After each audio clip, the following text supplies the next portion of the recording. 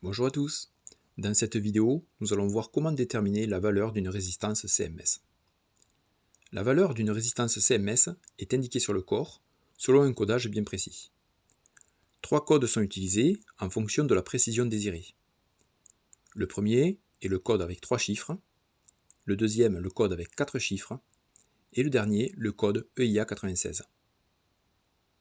Pour les deux premiers, la précision sur la valeur de R est de 5% contre 1% pour le dernier. Comment détermine-t-on la valeur d'une résistance dans les systèmes à 3 ou 4 chiffres? Alors dans ces deux systèmes de codage, les premiers chiffres sont significatifs, c'est-à-dire qu'ils indiquent une valeur, et le dernier est la puissance de 10 à appliquer au coefficient multiplicateur. En clair, pour la première résistance, les deux premiers chiffres forment le nombre 68, et le troisième, la puissance de 10 par laquelle on doit multiplier 68. Donc ici, 10 exposant 2, la valeur de R exprimée en ohms est donc R égale 68 fois 100 égale 6800 ohms, plus ou moins 5%.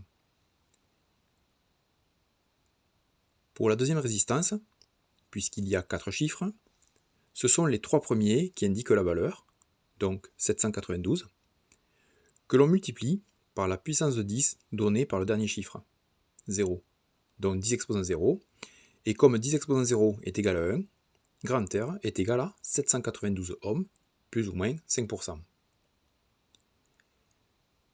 Dans ce système de codage, il arrive que l'on rencontre des résistors avec la lettre grand R inscrite dessus. Cette lettre définit la position de la virgule.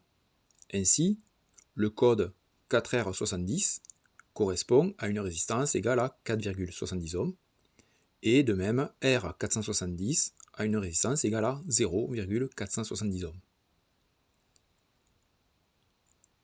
Le troisième système de codage est le système EIA 96. Les résistances d'une précision de 1% sont marquées, suivant ce code EIA 96, avec 3 caractères. 2 chiffres qui correspondent à un code, ils n'indiquent donc pas directement la valeur. Ces 2 chiffres forment donc le code valeur, et ils sont suivis d'une lettre qui représente un facteur de multiplication. Pour déterminer la valeur, on doit utiliser 2 tables.